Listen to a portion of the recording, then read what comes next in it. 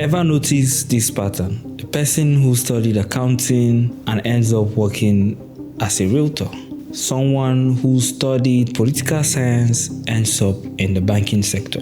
A computer graduate becomes a security guard. A person who studied biology ends up becoming a commercial motorcyclist. The list goes on. These are people who spend 4 or 5 years learning a particular course and eventually having to veer off what they've learned to learn a particular skill to be able to survive Nigeria. This is the reality of Nigerian graduates. Now there's a word that has increasingly become common in conversation about the Nigerian labor market: unemployable.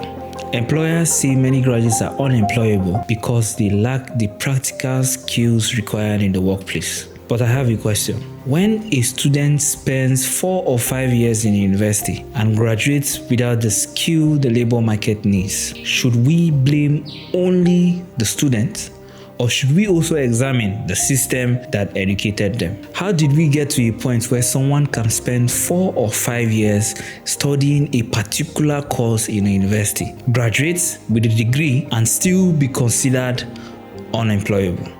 Don't get me wrong, I believe individuals also have a responsibility to develop themselves. A university degree should not be the end of learning. But I think we need to ask a bigger question. What exactly are universities preparing students for? How much of 4 to 5 years is spent developing practical skills that can be applied in the workplace? If the world is changing rapidly, shouldn't our university curricula change with it? Technology is changing industries, artificial intelligence is changing how businesses operate, agriculture is becoming increasingly technology-driven, the energy sector is evolving, digital marketing, data analysis, cybersecurity, software development, and other emerging fields are creating opportunities that didn't exist on the same scale years ago. So why are we still teaching many students using curricula that have not adequately caught up with the realities of today's economy? I'm not suggesting that universities should abandon academic knowledge. Theory is important. Critical thinking is important.